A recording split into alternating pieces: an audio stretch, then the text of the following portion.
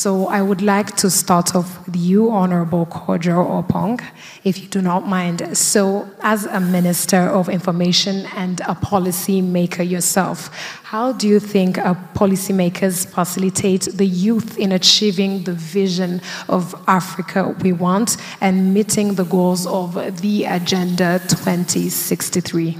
Well, thank you. I think that the very first thing that we want to do, or we need to do, if we want young persons to be part and to take a lead role in shaping the Africa we want, or Africa 2063 as it's been defined by the African Union, is doing exactly what Karen just led us to do, which is having a lot more seats for young people at the table.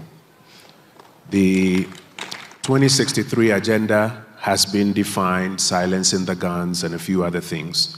But I believe that the vision that Africa needs to lead up to or to live up to is way bigger or goes beyond the silencing of the guns and related matters. It's about development, it's about eradicating poverty, it's about building capacities.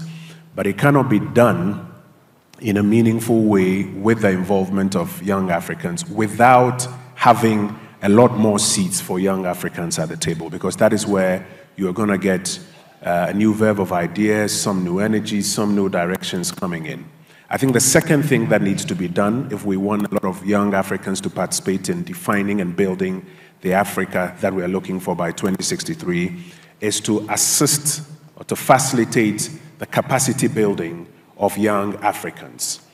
Young Africans need to build, or the youth of Africa need to build our capacities to put us at the cutting edge of dealing with our own challenges here on the continent, and even driving change and delivering of solutions around the world.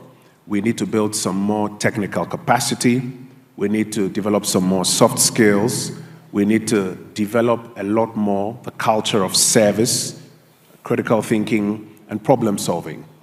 But all of that can only happen when we create opportunities for young people to build their capacities. One of the things that I've seen Core Africa do, which I find very interesting, is that they equip young people and put them in these communities where they further develop the skills, and it is with these skills that they're able to assist the communities deliver solutions to their most pressing needs, and it couldn't be any different. So one, we need to get more seats for young people at the table. Two, we need to assist the youth of Africa to deepen their capacity. And finally, I think that we need to create more opportunity for young people to do things.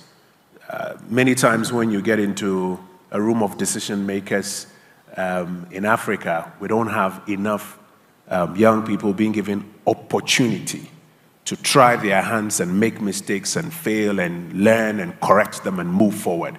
And so within these three pillars, I think we can begin to ensure that young people are at the forefront of driving the 2063 agenda for Africa.